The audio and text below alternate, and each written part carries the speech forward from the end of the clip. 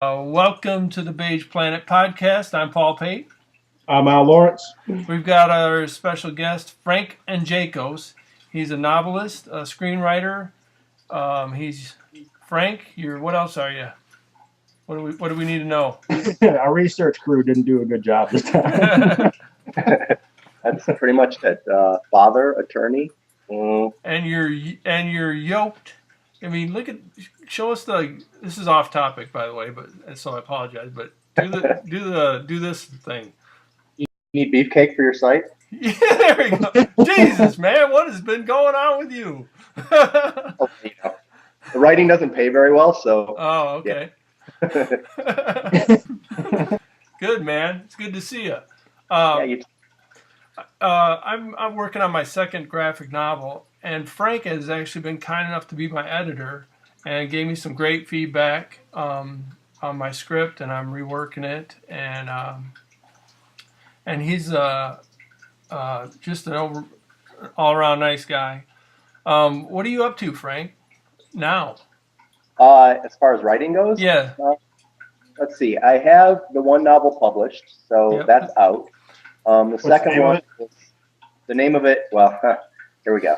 The name of it was originally The Book of Finn, and it's about an angel and a demon, teenagers. It's a young adult novel. And then my editor just recently changed the title because he didn't think it would draw in young females with that name. So he changed it to For the Love of an Angel, which sounds like a cheesy Harlequin romance. Yeah. So I don't accept responsibility for that title. That is the name. Don't you have any kind of say in this matter?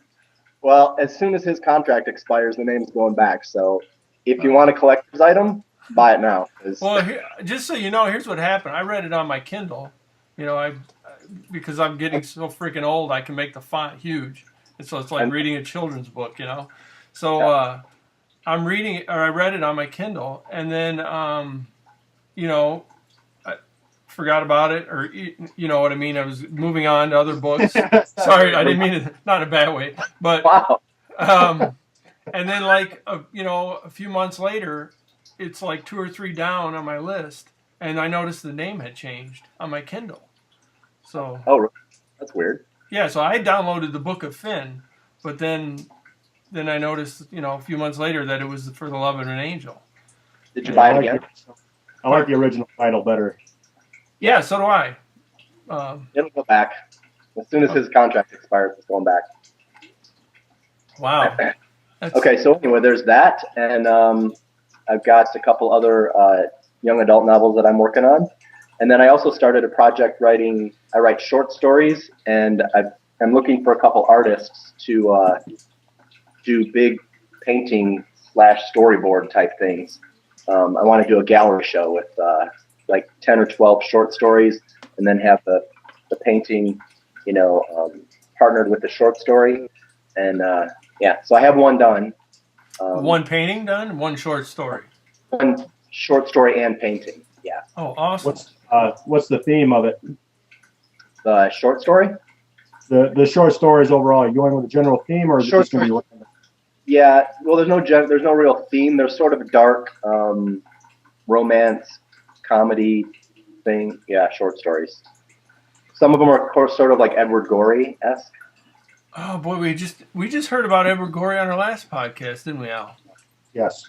So I might have to actually Google this dude. He's awesome, especially as an illustrator. You should definitely Google him. I mean, his illustrations aren't super complicated, but they're really famous. Okay. Well, awesome. Thanks. I mean, obviously not that famous if you haven't heard of them. But. Does he draw like cock and balls? Because that's the kind of drawings that I do. On balls all over the world. Yeah. The conversation's turning. Oh, Al's offended. You're the one that told the shit story last podcast. I have to go back. I'm sorry. Tell your son Finn that I apologize for the bad language if he's standing there. He's heard words. Yeah, I'm sure he's never heard anything like that from you. He's watching Star Trek. He doesn't not pay attention to us. Good. Hey, so can you give us a rundown on what the Book of Finn is about? Just real quick. Yeah, it's about a teenage angel. He's Finn, and his best friend slash arch enemy is named Eisen. He's a teenage demon, and Finn is responsible for taking the souls of good kids to heaven, and Eisen takes the souls of bad kids to hell. And they live in Southern California, and it's about their adventures. Some kids start to get murdered in weird ways or killed in weird ways, and they have to figure out what's going on. So the first book is about Finn, and then the second one will be about Eisen. And it's written in a blog format. I'm sorry, what kind of format? It's written as Finn's blog. Yeah. So that each chapter is like a blog entry, and then there's a space for comments after each. After each entry. So I read it as you know, and that was really cool. I don't know if you've read any other novels like that. I haven't, but the way it was made in the blog entries, what a creative idea. I thought it was fun to write that way, but then a lot of editors, a lot of publishers wouldn't touch it because, they said that, blogs, they're only going to be around for a year or two. Nobody's going to read blogs anymore. So I'm like, all right, well, whatever. What the fuck? Are you supposed to write it like Twitter now? 140 characters. More. I thought it was great, man. And then the comments afterwards, it's cool. I think young adults would love that crap. But yeah, and even if it becomes dated at some point, everybody understands what blogs were. It's not like I don't know. Hey, turns it into a historical piece. Exactly right, historical fiction. There it is. Yeah, like the old nostalgia for blogs, And then so the next book is the Book of Eisen, which is when's that one coming out? Well, I don't know. Come on, Frank. I can't say. Okay. I'm hoping to find a new editor for that one. Oh, all right. All right. Yeah, we'll see. Great. Well, best of luck on that. Maybe a little less time in the gym, more time in the... More time sending out queries. Yeah. Paul mentioned also that you were dabbling in screenwriting too. Yeah. I have a couple different projects that I'm working on, and I'm also just started doing legal work for a production company in LA. So they're interested actually in turning the Book of Finn into a screenplay. Great. Which I'm kind of not looking forward to rewriting, so I think they might actually have a writer that wants to do it. But I have a couple other things. Sorry, I was going to say I've made an attempt to turn a book into a screenplay, and that's a beast I would never want to tackle. Yeah, I've started it a couple times and then stopped. Yeah, that's a whole different beast that I don't know how people do it. I guess. Yeah.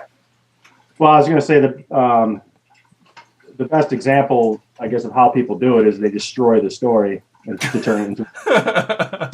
I mean, who has anybody ever gone to see a movie? Read a book, then gone to see the movie and said, "Yeah, the movie was way better." Nobody says that. Why would you want to undertake something that's going to suck, no matter what? That seems like a weird thing to do. If you're going to spend so much time and effort into writing a screenplay, it seems like to me you would want to write your own, instead of... Well, I think the problem is that as the author, you want to include too much in the screenplay. Right. I think I really think what you need to do is you need to have a third party write it and turn it into a screenplay, because you're so married to the story and every little nuance that can't fit into a screenplay. Sorry, you can't take it from a novel and include everything into the screenplay. So you gotta give up something. Right. And I don't have to do that. Yeah, and the original. I've seen some good examples where they've come really close. The Constant Gardener was a good one. I don't know if you ever saw that movie, but it was extremely close to the book. And there's a few other ones, but you're right. As the author, though, you want too much in. But then you bring the third party in, and then you got the Bourne identity, and it's completely annihilated. Right. I like the Bourne identity because the movie did not even try to. The movie was good, but it wasn't. It was just like about 100 pages of the book, Not even. It was less than that. Yeah, it was like, a fight scene. But anyway. As an action movie, yeah, it was a good movie, but that was not Jason Bourne. That was not the Bourne identity. Right. But then you end marketable product in the end anyway. Yeah. Well, because the majority of the people who went to see it probably never even heard of Robert Ludlum. Exactly. Much less. I mean, I knew a lot of people never knew it was a book until after the movie came out. And I'm sure Ludlum was rolling over in his grave when those movies came out. But I mean, I am in the process. My second project is from a Frank Herbert novel. It's called The White Plague. It's his only non-science fiction story he ever wrote. It's fiction, and I'm attempting, but I'm trying to make it my own story. Basically using his book as an outline for the general plot, but I'm trying to make this my own story. Isn't that the white plagiarist? No, because I'm giving him credit. Okay, I got you. Yeah, based on the novel by Frank Herbert. But it's going to be completely, because his story takes place in the 1970s. I'm updating it to the 20-aughts. As a screenplay or a novel? As a screenplay. Oh. Yeah. We'll be looking for that in theater. Yeah, hopefully. Frank, you live in LA now? No, I go back to LA a lot. I'm in Tucson. Okay, all right. So do you do the whole Hollywood pitch? Have you had any experience with pitching and stuff like that? No, because everything that I've tried to, every project that I've tried to work on, I know people who are already in the industry, so I just call them and say, "Hey, got this idea," and they're like, "Okay, yeah, sure." So it's really that kind of thing. It's all about who you know, and if you know someone on the inside, you can skip that whole process. Oh, really? Oh, there you go, Al. Al said he didn't want to go to Hollywood. He wants to get some independent filmmakers and. Yeah, well, my first project, Hollywood wouldn't touch anyway. It's not anti-religious, but it's not pro-religious at the same time. That's why I don't think they would touch it. Plus, there's a lot of racial issues involved. I just don't think Hollywood would have anything to do with this story. Not to mention the fact that, yeah, big studio. Oh, we love it. We're going to buy it from you. And then whatever actually appears on screen is not anything that I wrote, right, other than maybe the title. Mine's a dark character-driven character study.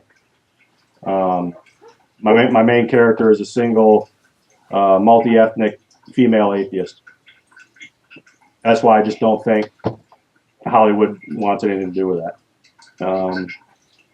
But if you can make her a lesbian with a handicap, that would get all the minorities covered. And you could offend everyone. Well, what's funny about that is I was trying to bring in the homosexual thing in there. And I was trying to figure out how I could do it. That's actually a good idea. I don't know. Maybe I'll go back through it and see what rewrite it. Awesome. Bourne. There it is.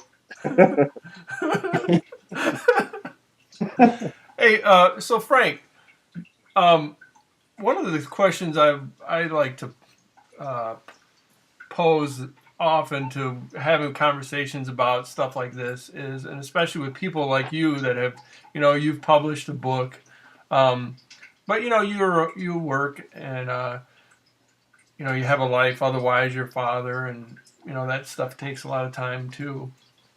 So I know how dedicated and how much hard work you must have put in to do the projects that you've done so far. Why do you do it? I mean, it's so hard. Why? Well, I like to see it done. Number one, I like the finished product. I like to have that. And when I get an idea, you almost feel compelled, like you have to get it out. Uh-huh. and you really feel a loss if you have an idea and you don't get it out, and then the idea goes away, and or you think about it too much and you end up ruining the idea. So you really do feel a sense of loss when a project leaves your head and you haven't gotten it down on paper. So I guess that's the main reason. And I'm sort of addicted to the written word. And I like to read. I like to read good writers. I like to read really well written prose, some poetry, and I'm kind of addicted to it. So it's feeding my addiction, and it's cheaper than crack. Phone, through. Yeah. It's funny that because our last podcast, guy said the same thing. I've tried to quit, but I can't. Right. Exactly.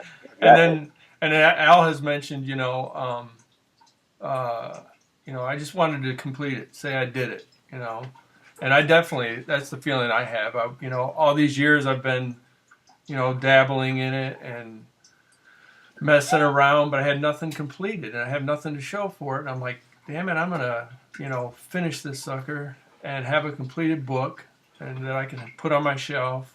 And my mindset as well is I wanted to, even if it goes nowhere, at least I can tell myself I did it. I enjoy it too. It's getting that story down on paper. That's the goal. Like I said, whether it goes anywhere or not, who knows? Once you have it done, you join sort of an exclusive club because everybody's writing a book, and nobody's finished a book. So right, it's a lot easier to tell yourself the second time around that you can do it because you've already done it once. Yes. Yeah, I find that now, I also have I'm working on my second novel, or a graphic novel, and I have the confidence that, I'll finish it, because it's quite a daunting task when you're, a year into this project, and you put in so much time and effort, and you're like, is this just going to be stupid? Why am I doing this? And, well, and you're doing twice the amount of work we're doing because you're going back and you're illustrating the damn thing too. So yeah, I don't know. I mean, it takes me about a couple of hours to do a page, and I know that writing a novel a lot of times will take a couple of hours to do a page. So doesn't it? I don't know. No, not that. Right. It takes me like a couple hours to read a page, man. We'll blast through. I wondered about that. Yeah, we'll blast through some pages, and then we'll go back, and then, see what the hell gibberish we just put down. But no, it's not a couple hours a page. I mean, if it's a couple hours a page, you might as well just quit. It might be a couple pages, and then like 3 weeks before you write the next couple pages. So maybe it evens out. Yeah. I mean, I've heard, I don't know if it was. As some famous novelists, like write a page a day, and in a year you'll have a novel. Yeah. So, There's a lot. Yeah. Sorry, I went 6 months to write 3 pages once though. There was a 3-minute scene.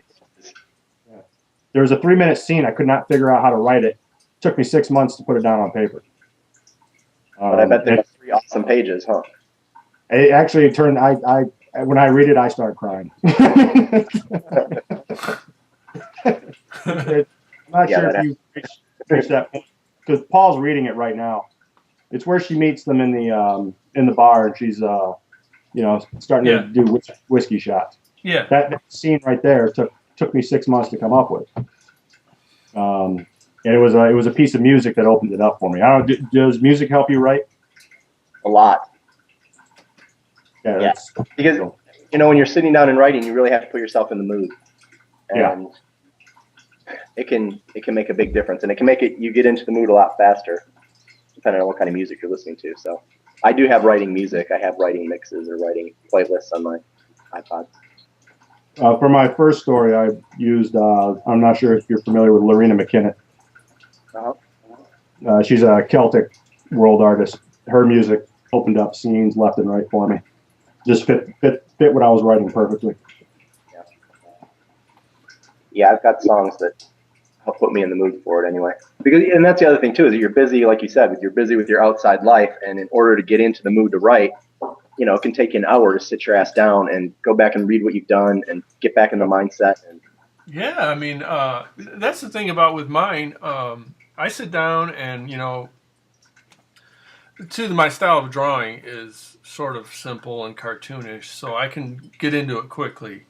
Yeah, but the writing, man, it seems like you'd have to go back through. I don't know. It just seems very difficult to me, the writing part of it. Well, especially sat down. I mean, you set it aside for a while. You definitely have to go back and read through it just to know where you are. Yeah. But at the same time, though, during that break, ideas are constantly going through your head of where to take the story. Yeah. Do you find like the characters, just kind of hang with you in the background during the day when you're not able to write? Like they're just hanging out, messing with you, because you're thinking about that. No, I'm not insane. Really? Yeah. No, Damn it. not really. Obviously, I am. That makes I'm insane then. When do you write, Frank? What time of day? The easiest time of day for me to write is early in the morning. But then a lot of times I get ideas overnight. And so I have to get up early in the morning. I got to get them out on paper before, you start your day and start forgetting things. So that's really the best time for me to write. When I wrote the Book of Finn, I literally quit doing everything for 2 weeks, 2 solid weeks, and just wrote morning, noon, and night. And got most of the first draft done, in the 2 weeks. Obviously, there was a lot of editing and going back and rewriting, but I got most of the whole idea from beginning to end of the book down on paper in those 2 weeks. So you have to do it when things fresh in your head. So right. Was the Book of Finn your first attempt at a novel? A novel, yes. I mean, I had written short stories and I'd written children's books, and a middle grade type thing, but that was the first novel that I've written. Okay. Do you have like stuff that you originally wrote, let's say back in high school or whatever, that you want to later go back and see if you can do something with? I have a couple short stories that I wrote in high school that I'd like to go back and maybe turn into longer pieces. Not in high school, but in college. In undergrad, I did creative writing as a minor. So I wrote a lot then, and I have some things that I'd like to go back and revisit at some point. I'm kind of worried because I thought they were really good at the time, and now if I come back and read them and they're shit, the entire basis of my writing career is gone out the window. So I thought I was hot shit in college, but Oh, you were, Frank. I'm sure you were. Do you use any kind of say when you get an idea at night, and do you write do you have a dictaphone or write down some notes or anything like that? No, I just get up on the laptop and hammer it out. Awesome. That's different for me. I have to put everything on paper first. I actually have to physically write it out first before I type it up. I used to write on paper, and then now that I'm on the computer so much, I find that when I'm actually writing, my hand doesn't move fast enough for my brain, so I've got to switch. I had to switch to typing. It's kind of the same with me, but I'm just uncomfortable doing an initial draft, right on the computer. I got to go first on pen and paper, even though I'm skipping words. A lot of times I go back, can't read half of what I wrote. That's fine. Good. I mean, my handwriting's so bad I can't even understand it. How many, Frank? How many times did you read? You had a first draft that you did in 2 weeks for the Book of Finn. How many times did you go back, and how many other drafts would you say you had? Rewrites. I was hoping you weren't going to ask me that. Actually, there's 2, 3, 2.5 kind of, because I had done it and then I went back and rewrote it with some friends of mine who are published authors. They read it, made some suggestions, so I went back and rewrote it. Then I went to a writer's conference, and right before that, I added a couple scenes and rewrote part of it. I met my initial agent at the writer's conference. He read it and liked it and picked me up. He made some changes, so I fixed those, and then that was it. I don't feel bad. I'm on my 11th. Yeah, I know. I feel bad. I do feel bad because some people rewrite, like 10, 15 times, and Well, yeah, and I, some people submit, 5, 6 books before they even get published. So well, I feel dumb saying that, I only rewrote it 3 times. Well, people read it and say, maybe you should have rewrote it a couple more times, No, man, I thought it was fantastic. I enjoyed it. Great. Yeah, Al, I should have asked you to read it before we had Frank on. You never told me about it, so there's Yeah, my bad. breakdown communication. Yeah. So here we are at the part of the podcast where we just bring up some dumbass thing that happened over the last, Frank, what's it been, about 20 years since I've actually seen you? So Yeah, it's been a while. So Where'd you guys meet? we went to school together, high Oh, school. you went to state? Yeah, we grew up together. Oh, okay. Yeah. Well, see, that's again the crack research crew. His sister dated my best friend in high school, Yeah. Oh, which I've seen Becky more than, actually, her husband. I met her husband a couple times. Okay. Yeah, Frank was really friends with my sister more than he was in my grade, but we ran in different circles, I would say. I hung around with the older kids, the more popular kids. Yeah. No big deal. I didn't hang around with anybody. I was sleeping through high school. So. We saw all when it's time for final exams, and that's pretty much it. Band practice. So I'm going to bring up something. This is, I'll kind of like do a little segue here because Frank's book is kind of a new, even though, the whole blog entry book, the way he wrote it like that, it sort of illustrates how things have changed so much in the, with this whole internet and social websites and stuff. So I'm going to bring up a little thing that I read. Al, since Frank, I don't know if Al is a troll on the internet, on Facebook mostly. He's a good one too. I mean, it's not just, ignorant like crap, he's a pretty good troll. So I enjoy reading some of his comments about different things. And so this is kind of a funny so that's what this little story that I'm about to tell is about. It's a funny phenomenon nowadays. Al and I have known each other since I went to Michigan State, and we've been great friends. And Al, did you know that I'm a vegetarian? no, I did not know you were a communist. So anyway, I'm looking at Al's I'm just looking at Facebook earlier, and Al had made some comment about something about vegetarians. Yeah, I was scrolling a vegetarian page. Yeah, which why would you do such a thing? Make fun of Tucker. I got no problem with vegetarians. My brother-in-law is a vegetarian, and when we have barbecues, he's over there cooking the meat. He's not looking to kill people because we eat meat. It's his choice. These people were like, either you stop eating meat or we'll kill you type people. Well, that's how Paul is. Yeah. Be that way in high school. So anyway, your comments. So I found your comments in the long, there was like people like, Al, you're an idiot, and why are you like this? And Al, your comments were funny. I kept calling on it. Kept referring to him as a douchebag. But my point is like you can know people a certain way. Al and I we drink together, we hang out and bullshit together. But he didn't know that I was a vegetarian all these years, And then, how long are you vegetarian? Oh, maybe since his wife told him he was a vegetarian. That I can believe. Easy now, easy. No, it's been about 8 years since the last time I've had any meat.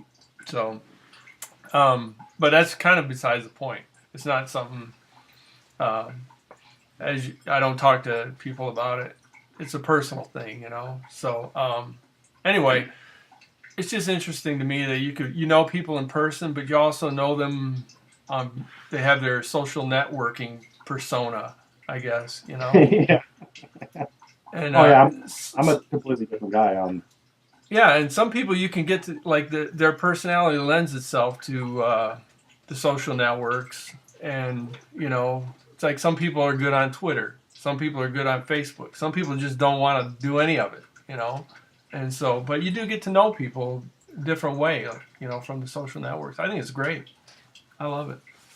Anyway, that's my spiel, or my. I find it funny that you're stalking my trolling.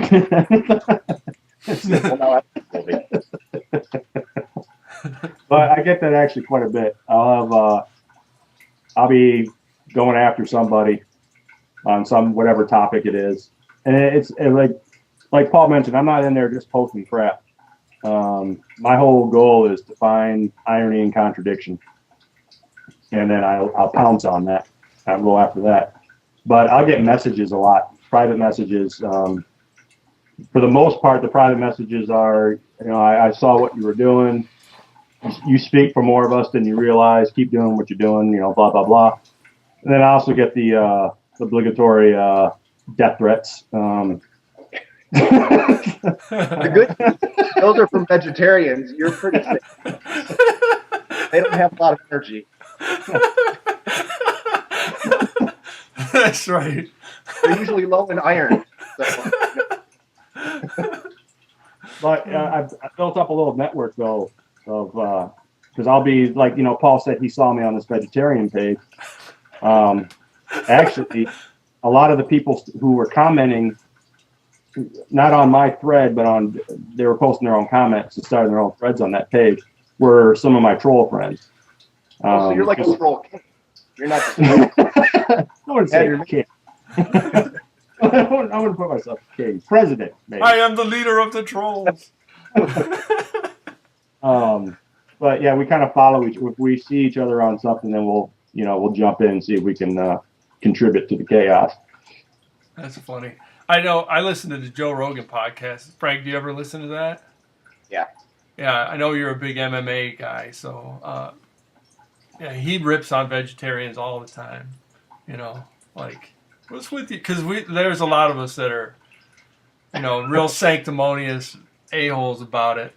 So yeah, I don't know why. Why do I say a-holes at this point? Anyway, yeah. So I can understand why. Yeah, that's that. At first, I was confused. Like, why is Al trolling a vegetarian website? It's like, but I guess I can see why it would be a fun place to go for. Well, I originally went there because there was actually another troll friend of mine was already on there. I saw his comment because they were trying to say gorillas and other apes don't eat meat. And that was it. That was it. Yeah. Yeah. So I jumped in there and I was posting links to like National Geographic showing that they found monkey DNA in the poop of gorillas. You can show videos. Yeah. In fact, here's another one that Joe Rogan likes to bring up is, they say that AIDS came from like, some real ignorant people say that AIDS came from, fucking monkeys. And like, so think about that. Who's the first guy that fucked a monkey? Can you imagine trying to fuck a monkey and all those things will rip your eyes out? Why would you do it? Well, don't fight it. Don't fight it. Not a monkey. You go after the little ones. You buy him a drink first. What do you call that? Monkeyphilia? Yeah, you got to put your monkey game on. And I couldn't imagine trying to rape a monkey. That would be. Chimps are a violent animal, and they would beat you down. Yeah. Anyway. Do you have anything? This conversation kind of a turn. Yeah. This has nothing to do with writing or. Monkey. Well, it could. Yeah. Al, you got anything? No, that's basically. Actually, I did have something because when you mentioned MMA, I got a buddy of mine. He's really into MMA too. In fact, he likes to make himself look like he's MMA. Mm-hmm. And because of that, Does he wear the tap out shirts? Where's the gear? no, he's just he'll wear the tight shirts. He's pretty well built. He's about Frank's size, maybe a little bit smaller. He's got his head shaved. If you looked at the guy, you'd say, yeah, that guy might MMA. And because of his attitude, thinking he is MMA, we almost got in a knockdown, brawl in downtown East Lansing. Frank's giving the knowing nod. What's that about, Frank? It's always getting a fight. And we got out of we managed to get out of the fight because something funny. One of the guys that we were about to fight said he couldn't fight us because he was a massage therapist. Okay, I'll be up in a minute. Oh. Best cop out I've ever heard in my life. Anyway, as we were walking away, another friend of ours, this was during our high school reunion, another friend of ours said, Steve, you might look MMA, but you sure as hell can't fight MMA. And then 6 weeks later or so, he comes into town, calls me up, say, hey, let's go out. I got a buddy from Belgium here. And, so we end up, and this guy from Belgium wants to go to the topless bar. Paul, have you been to Omar's? No. Okay, well, we ended up in Omar's. And so while this Belgium dude not up on since the... I ate a steak. The buffet is beautiful. That's the only reason I... The salad. Yeah, I'm showing. This Belgian dude, he's up getting a dance from the girl on stage. And my buddy, Mr. MMA, he's staring at this dude and this girl sitting right in front of us. And he's staring at her for like 5 minutes. All of a sudden, he gets up, walks up to the girl and starts talking to her. And then 3-4 seconds later, the dude that she's with stands up, ready to box. And bouncers come in, separate them. And I go, what the hell did you say to her? I asked her if she was with him. And she said, yes, that's my boyfriend. And I get his response to that was, well, he's too much of a doofus to be with you. He gets drunk and he wants to start fights because he thinks he's Mr. MMA. Yeah. So that was my little... Frank, you got anything interesting that happened the last week or so that you want to share? Just completely off topic. Nothing like that. What have you been up to? Come on. Let's see. Actually, this weekend, Finn and I went on an archaeological dig. Get out of here. Not at all as interesting or as exciting as an MMA fight, but Indiana Jones. Did you meet like the did somebody fuck with the thing and the ball started rolling and you're like, ah! Yeah, there were snakes, and yeah. He got his face melted off. He's over there in recovery. Awesome. Yeah, no, we found a bunch of Indian pottery and some arrowheads and a bunch of Indian stuff, whatever, some little house things. Wow. But yeah, there's all kinds of that shit all over the desert out here. So that is so cool. That's more interesting than trolling the internet or just drinking, Watching Grease and beating your offspring. All on a Sunday afternoon. Yeah, right. Yeah, when you have as many as I have, you need to beat them from time to time. Well, it's been great seeing you, Frank. Good talking to you. Thanks for coming on the podcast. Al, back when I grew up with Frank, he was like a skinny kid. You could see Frank being a writer when, we were growing up, Frank. I could see. It was all I had, man. But now you're just like this guy, man. You're like freaking huge. You're built, man. Take it easy on the weights, dude. I tried to get in shape for that reunion. Well, you look good, man. You look good. Thanks, man. Thanks for coming on the podcast. This has been the Beige Planet Podcast.